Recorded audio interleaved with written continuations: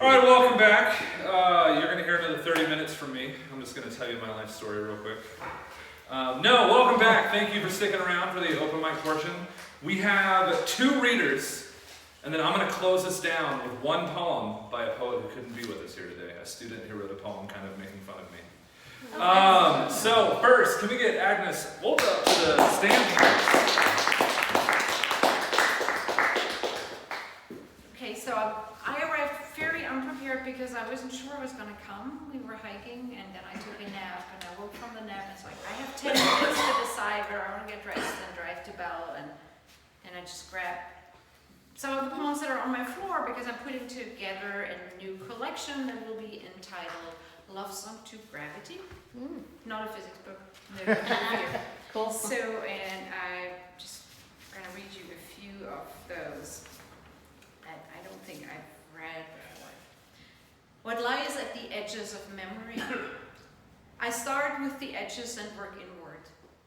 Nothing fits together, as if pieces of different jigsaw puzzles got mixed in one box. Some memories are stored in trunks, locked with rusty keys. Some are tucked away in birdhouses and cookie jars. Each day is a palimpsest, traces of the past faintly visible. The future is not a blank page. I cannot white out my history. I meander through memories without a compass. Where the path has a gap, I call on fantasy to bridge it. Days have crumbled like ruins slated for demolition. A few buildings still stand, inhabited by many moments. Memories are feral. I cannot entice them to settle. They skitter away when I come closer, like sandpipers on a beach.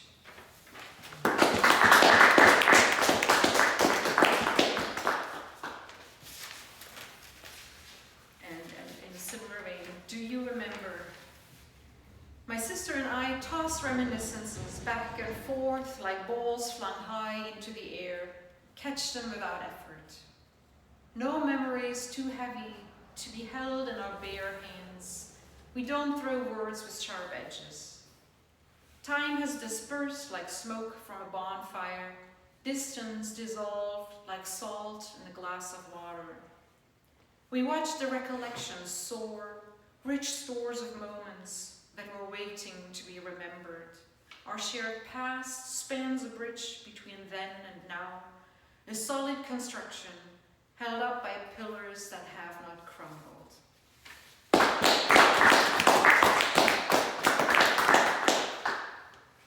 A fractal of generations. The conifers are taller than the house now. Whoever planted them did not think far enough into the future. Memories flash flood me. Homecoming is time travel. Transition back to childhood. I scan my mother's face, search for signs that should concern me, quake at the thought of seeing her change. My dollhouse is still in the attic. The dolls are lost. I did not pass them to my daughter. I see my future in my mother's feet.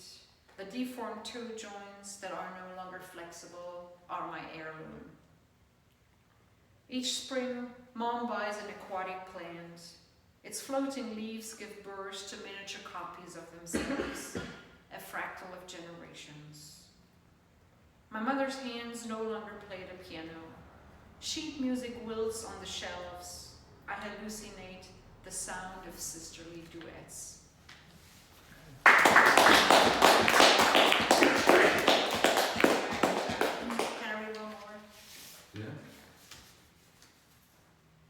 Through the unknown, unremembered gate.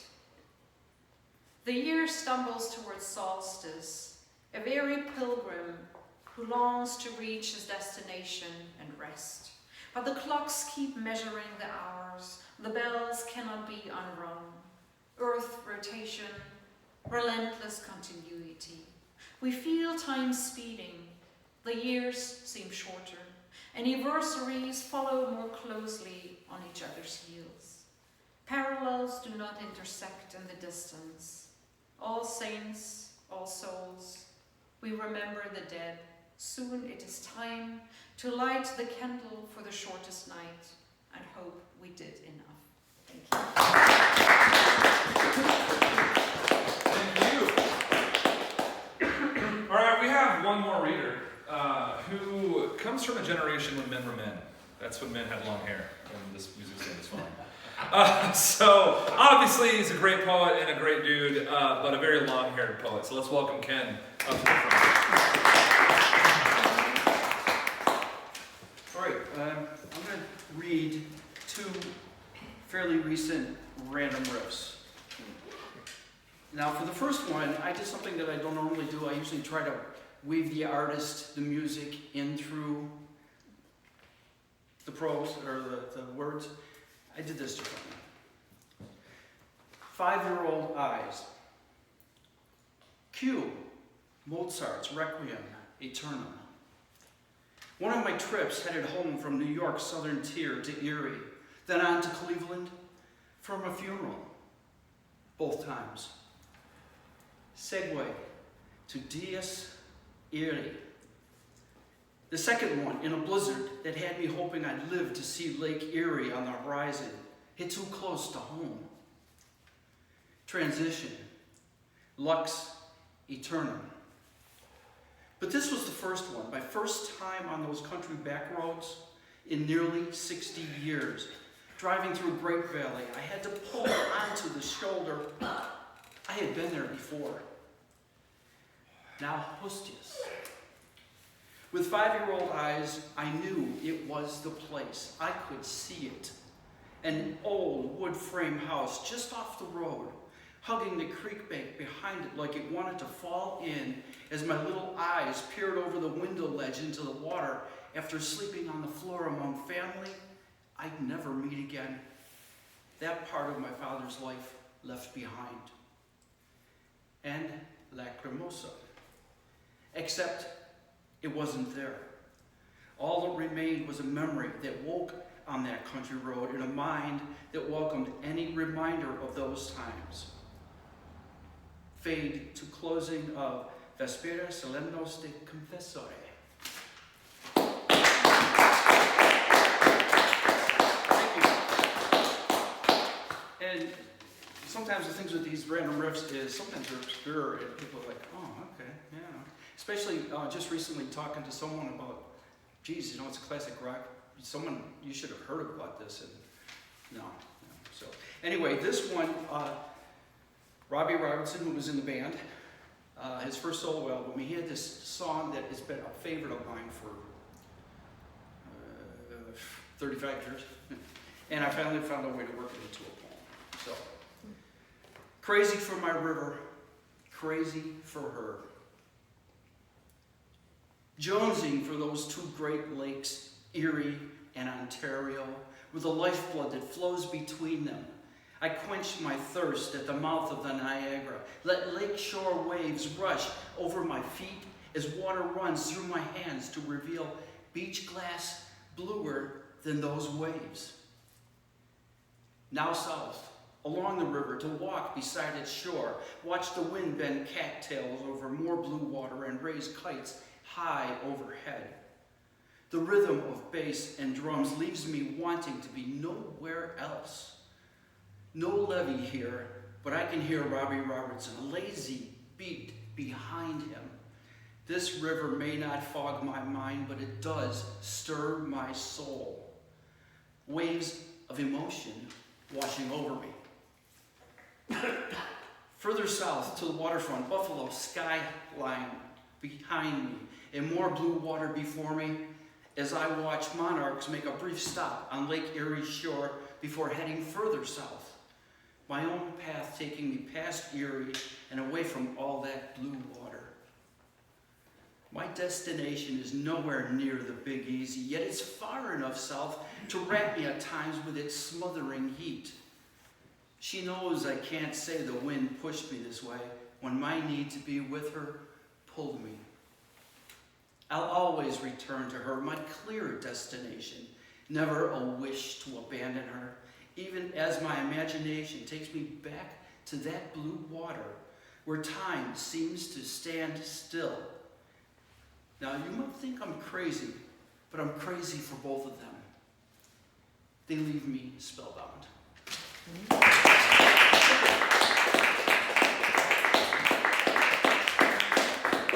All right, as promised, I'm going to read you guys a poem that was written about me by a student in my poetry club. I'm a sponsor of the poetry club at my high school that I teach at. I don't attend. This is called, okay, so there's a few inside jokes. Yes? Have we met this student? No, Okay. you have not. There's a few inside jokes in this poem that I'm not going to get into. Also, his mom is on the cover of my book. There's a picture on the cover of my newest book of me with a girl in high school. That girl's son is now my student. Fun. It's in poetry club. Only thing you need to know about, we've talked about me being a mother, and also I make a lot of your mom jokes, so that's all you need to know. It's called Taught by a Man in Hobo Clothes by Gabriel J.A. Wolfe. Procrastinator by day, liberator by night. Weakness of thy mind is often forgotten in sanctity of poetry and justice. Relation in more ways than one. Similarities abstained through lacking clarity. Long hair, resting bitch face, and clothes that look way too old. He's encouraging those to eat despite what they tell themselves. He acts as an open book, letting them spill their coffee or now tea on whatever problem haunts the daily life of a teenager. His advice is American, and his bag is motherly. Your mother, specifically. A man I'll remember for years to come, inspiration to some, a monk to one. Thank you for the memories and those that are still building. Thank you for the lectures and slapping sense into my lazy brain. Thank you for the advice and inspiration to do what I want and be who I want.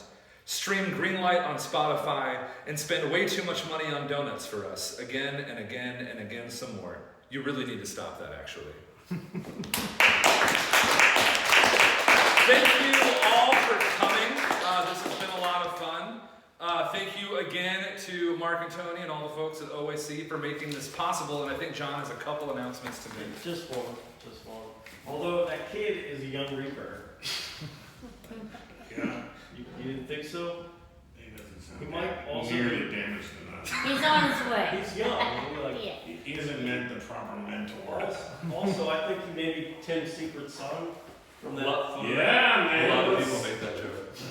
We kind of look alike. Does he also have long hair? Yep. All right, there it is. High school You'll be sweetheart. getting a card on Father's Day. Yeah. But all right, the only thing I'm going to say is the next reading in this gallery is Saturday, January 25th, and that'll be at 6 o'clock. I apologize that I couldn't read today. My throat is just really screwed up, and Barbara, who was supposed to read here, she's had the same problem. So, but for different reasons, she just has the flu. So. All right, thank you guys. Thank you guys for being here. Woo! Thanks, John. I have an announcement too, because John's thing is on the 25th, and mine was the 25th year Saturday, right? And Yes. so in Rolla, we're resuming poetry at the pub on the 21st of January. And the exciting announcement is that the pub is renovating, and we will be coming next year. We will be in a different space. They are going to have a tasting room, which has a level entrance that is not involving a staircase. So tell John Clayton, Oh, yeah. please, that. Yeah, he can come. Down for the count right now. He just had surgery. Oh damn. Yeah. So say hi to him. Cool. So anyway, while they're doing the construction, if they are not finished with the breakthrough to the public house and can give us a tasting room, we will be in the actual brewery in January among the things. They're gonna put a folding table and chair. They don't want us to go elsewhere, so they have me tour the construction site, and so they're gonna put us in the brew room Oh, if they're fun. not That's not ready. dangerous at I all. was- No, I was there's thinking about you, nothing Belle. wrong with that. Yeah. What? So There's nothing wrong with First that. the world Yeah. does not exist. That's cool. You have an atmosphere. We'll have we fun. will have a very different atmosphere. Yeah. All right. Thanks for coming. Spay and neuter your pets. Something.